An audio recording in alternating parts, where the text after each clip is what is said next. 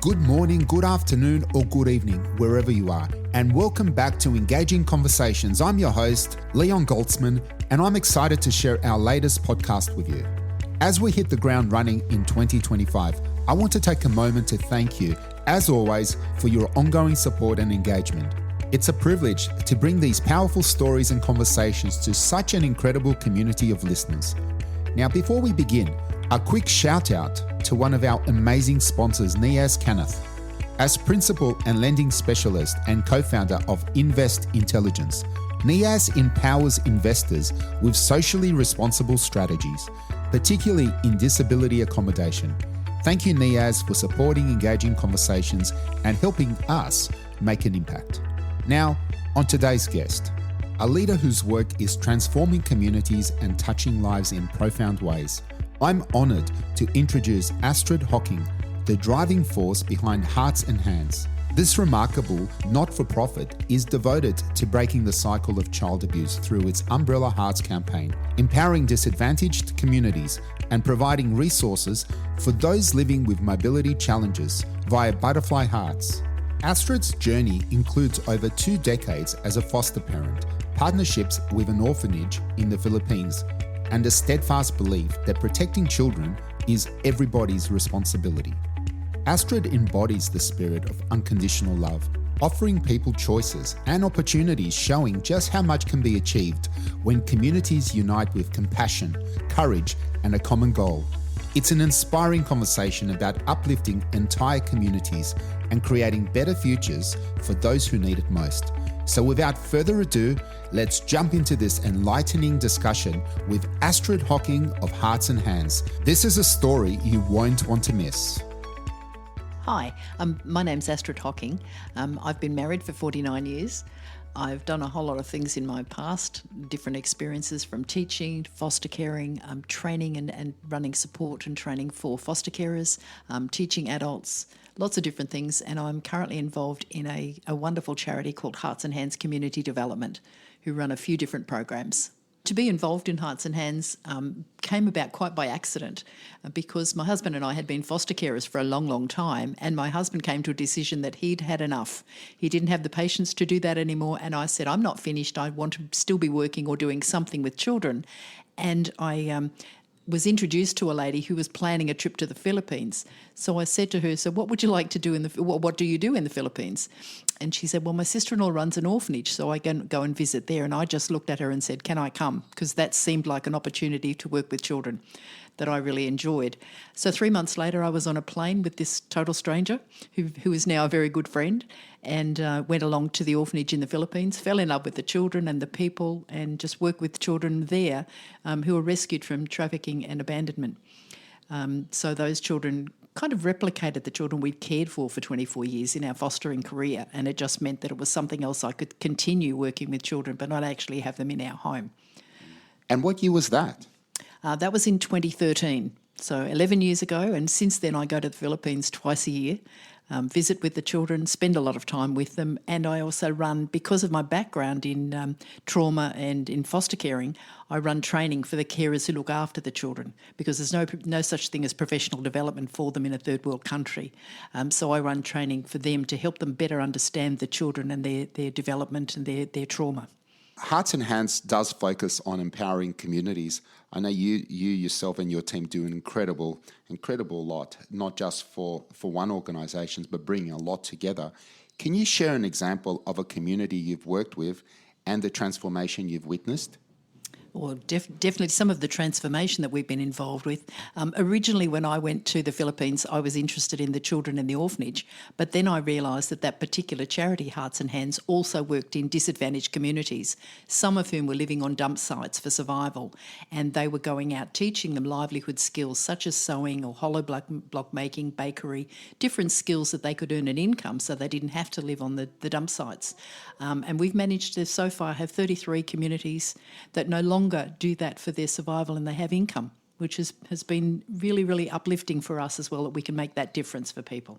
And the Umbrella Ribbon campaign raises awareness about child protection. What does this initiative mean to you, and how do you see it making an impact? The Umbrella Hearts campaign started in the Philippines, back again to the orphanage, in caring for children who'd been traumatised by child trafficking. I realised that the carers were basically like an umbrella, because the umbrella is a symbol of protection. So we designed a simple piece of ribbon that has an umbrella on it, and it's bright orange because we think children deserve to be bright and cheery and happy and optimistic. And we encourage people to wear that ribbon to start a conversation and say it's not okay to hurt a child. That's our mantra. It's not okay to hurt a child. Every day it's not okay. And we say that protecting children's everyone's responsibility. So it's really close to my heart. The protection of children has always been there for me for a long, long, long time. It's just a lifelong passion. If we can do anything to spread that message as far and wide as we can to help protect children everywhere, that would be wonderful. On a personal level, have also been a foster parent for over 24 years, caring for around 90 children. How has that shaped your perspective on supporting vulnerable children and families?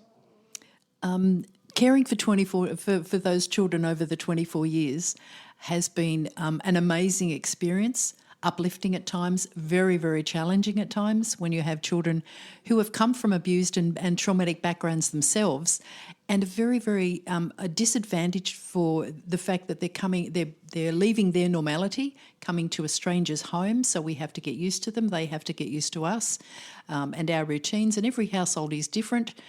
So it is a challenge for the children, and I think that's probably, from my perspective, always trying to put myself in the child's shoes as well, to think, where have they come from? What do they need the most? And from my perspective, I think that children everywhere are very good at something. Sometimes it's our responsibility as an adult to find what they're good at, but it's also our responsibility to give them love. Unconditional love, not based on their behaviours, not based on what they do or what they can or can't do, just unconditional love, which we all deserve. And then realising that we need to also teach them that there are other choices they can make in life, other opportunities we can give them. And if children have come from a traumatic, abusive background, unless they're shown another way of life, they'll become the next generation of abusive parents, and we don't want that for our society. So I want to really help make a difference. That's what I've been trying to do for a long, long time. And you are making a huge difference in the local communities, but you spend a lot of time overseas partnering up with orphanages. What are some of the challenges and triumphs you've encountered in this international effort? Travelling to the Philippines is a challenge in that our cultures are very, very different.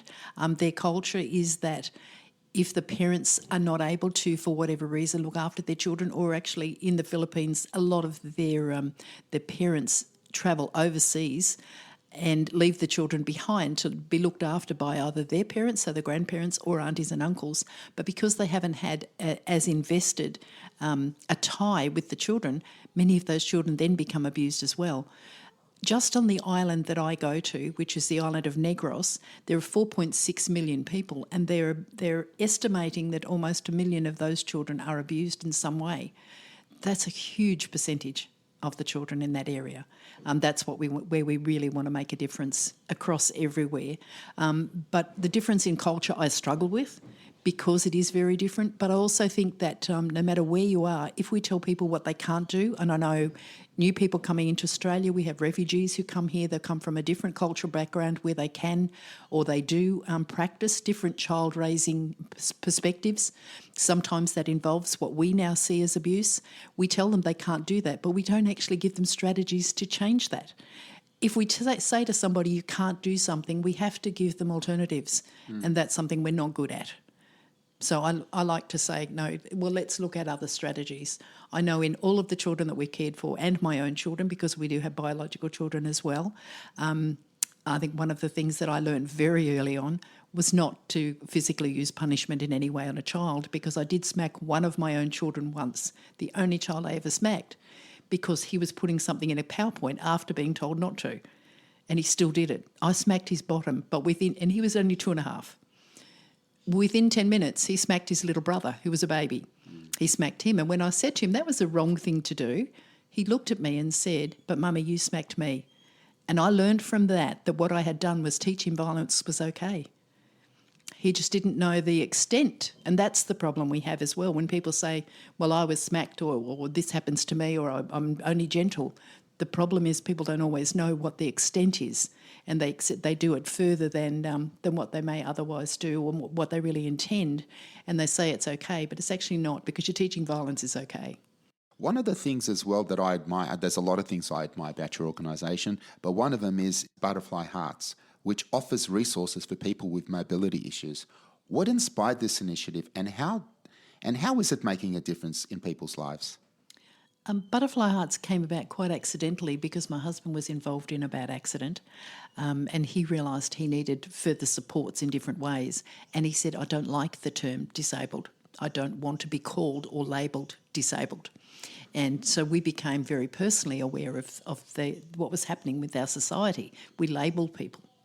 And we want to say, no, everyone is very, very important. Some people just have more struggles than others, and we want to know how we can help with those struggles. So we try to say that those that have a supposed issue of some kind in their movements, we say rather than you can't do those things, we want to change things around and say we have a can-do attitude. Sometimes we just have to find a different way to do things and try to make it positive. So we offer lots of information. People can go there and fairly easily access the information that they want to, where there might be services. It's Australian-based, it's web-based, easy to access, lots of information there. So it's not labelled as disabled.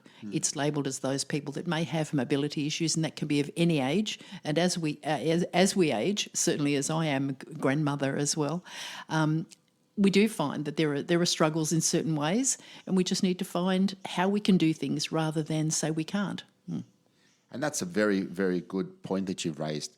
But it also, what that does is it reaches out to volunteers. And volunteers, as we know, play a significant role in the kind of work that you do. What makes someone a great volunteer? And how do you ensure they feel valued and impactful? I think volunteers are very, very important. Our charity, the Hearts and Hands, are totally volunteer-based. None of us are paid for anything. We don't have any government funding. We just do fundraising from time to time to keep our organisation going. Everything we do is volunteer-driven. And it's really just about telling people they are important and showing them that, giving them a pat on the back, saying thank you for the work they do, showing that they are valued, giving them a certificate of appreciation. A couple of years ago, I did certificates for each of our volunteers who just come along because they want to make a little bit of difference, don't have a lot of time. Sometimes it's a social outing to be involved in something as well, to volunteer and work. And when I did those certificates a couple of years ago, one of the ladies who was in her 60s said to me, I've never been recognised or acknowledged for anything I've done. And she was just over the moon. And I thought, no, that is really, really super important. So we do like to give recognition, give them a pat on the back, and give them some food. Food's always important. It's a motivator. It's also something that connects people, that social experience, getting together. So it's not just volunteering and helping, but knowing they can make a difference and being told constantly that they are making a difference to help people. And you mentioned food. One thing I can say about food is that food is the international language of love. Do you agree with that? Yeah, absolutely. It's definitely a language of love. We always have, when we get the volunteers together, we always have a lovely morning tea. My husband acts as the barista and they tell him what sort of coffee they want, and we always have a nice chit-chat around that time, so it's social time as well. And that is very, very important. Sometimes we even have, you said about international, sometimes we call it an international morning tea, and and each one contributes in some way, and they'll bring something from their own backgrounds. And it's nice to really have that the reflection of where people have come from and discussion about that food too. But the real fundamental reason and purpose for doing what you do, and I also noticed your nail polish is also orange. That's My granddaughter painted my fingernails. Yes, but everyone laughs. And so, but many of my friends say to me, look, if we see orange in the shops anywhere, we always think of you. So it's really nice to be remembered for something special too. But it's all to do with the children. It's just that colour of brightness and happiness for children. So let's all just protect our children wherever we can, do whatever we can to protect the children.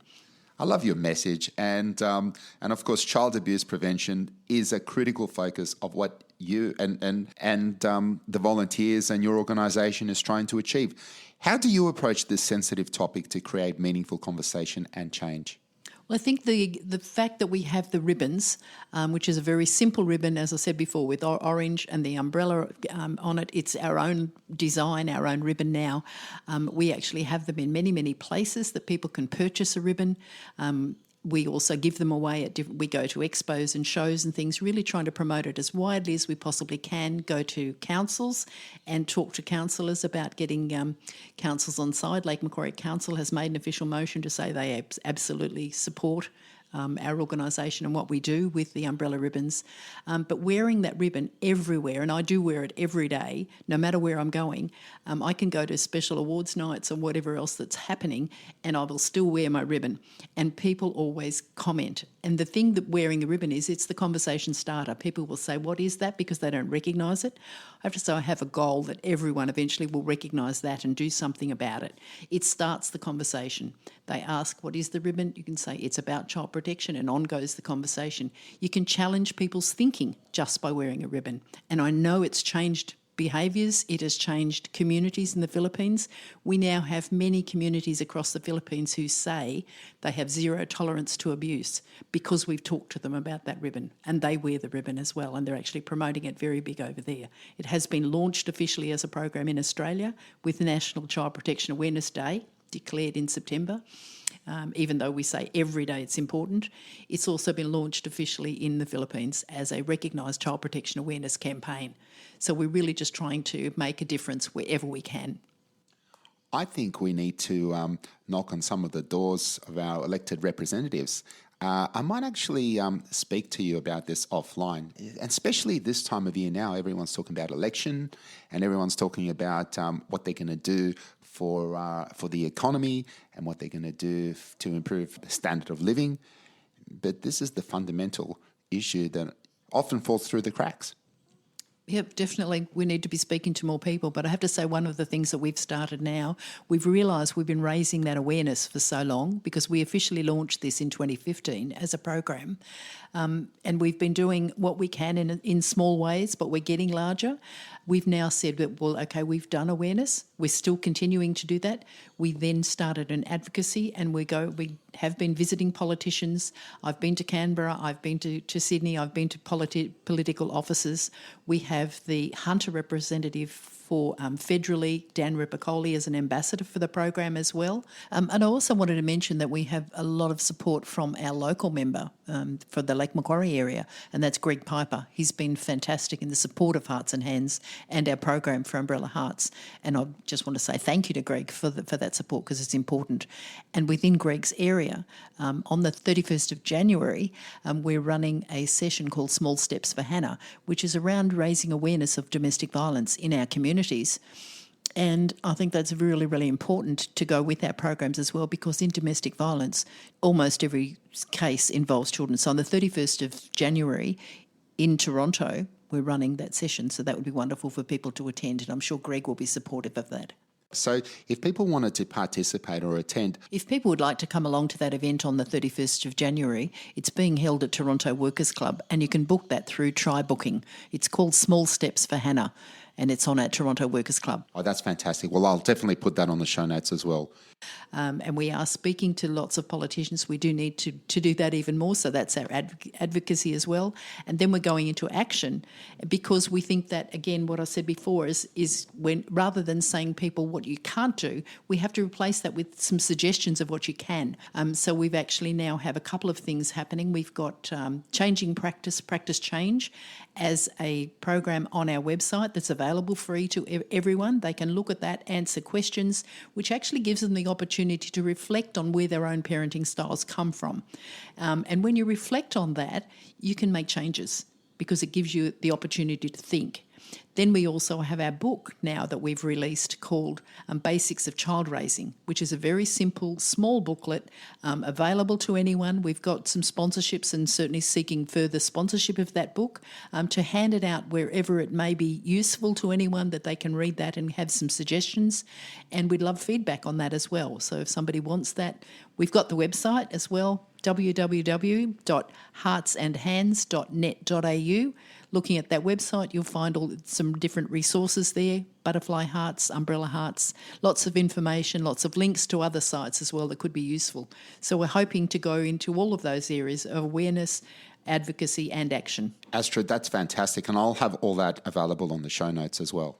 Thank you. Yeah, that's wonderful. There's a lot of stuff there, and a lot more available. And ideas are very, very welcome. Volunteers are very welcome. Donations are very welcome as well.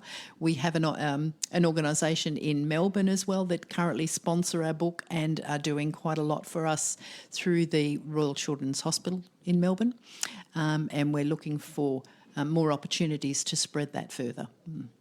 Oh, well, this is fantastic. Thank you so much for all that you do. Thank you. Thank you. It's wonderful to be able to share the information as well. Astrid, you're very inspiring. You know, someone who's come from a teaching background to charity work. What skills or experience from your teaching career has been the most valuable in your current role? I think sharing, recognising that people are important. I have a saying that says, and I learned this in a business a long, long time ago, everyone has an invisible sign around their neck that says, make me feel important. So look at people when you speak to them, try to remember their names, and that's always a bit of a challenge, but I really try to do that. I can certainly do it with children more so than adults. But I think also just respect, being respectful and kind and gentle in whatever you do, not being adversarial. Probably those things are quite important to me. Yeah. And somebody who gives it 110% in what you do. I also am very fortunate because I do take glimpses of your personal life. And for people who lead busy lives, how do you balance your life? I think one of my biggest things is my passion. My husband sometimes says, I haven't learnt to say no just yet. I'm getting better at that. I think taking care of yourself is always very, very important. You do need to have some time out for yourself, and I recognise that. I've currently got my grandchildren staying with me and loving every moment of that.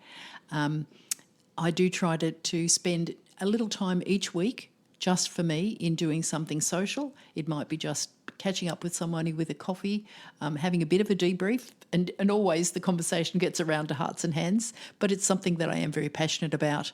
But doing something with a heart, and sometimes people say to me, so what does retirement mean to you? Because I did retire 8 years ago. But in that, I say that retirement has a different feeling because it just means that you can do whatever you want. You can get up in the morning and do what you choose to do with a passion. You just don't get paid for it because it's voluntary, but it's a lot of fun. But the rewards are often a lot greater. Absolutely. The rewards are different. Yeah, it doesn't have a thing. I also have one other saying that about professionalism, because people quite often link professionalism or a profession of such with a monetary value and with a paycheck. Professionalism to me is an attitude, not about the paycheck. And the satisfaction. Absolutely, the satisfaction and knowing you are making a difference. Well, you certainly are. And talking about making a difference, what advice would you give to someone who too wants to start a charity organisation or get involved in the community work but doesn't know where to begin? I think just making sure that it is something you have a passion for and have a belief in and work with that with integrity. Things will happen when they're meant to be. I didn't start Hearts and Hands.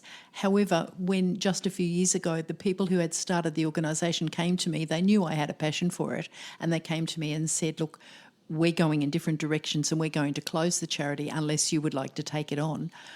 I thought for about 30 seconds and went, no, you cannot close it. No, okay, I'll take it on, and away they went. But what I did then was gather around me people who also believed in that, people who knew me. And I rang quite a few friends and said, look, I really need some help. I can't do this on my own. So having someone around you as well was important. I gathered quite a few friends. They came to my home. We had a meeting and I had 5 people put their hands up and say, yes, we're on the board. We're there with you. So gather people with like-minded thoughts as well. Well, that's very, very important to have the right people around you.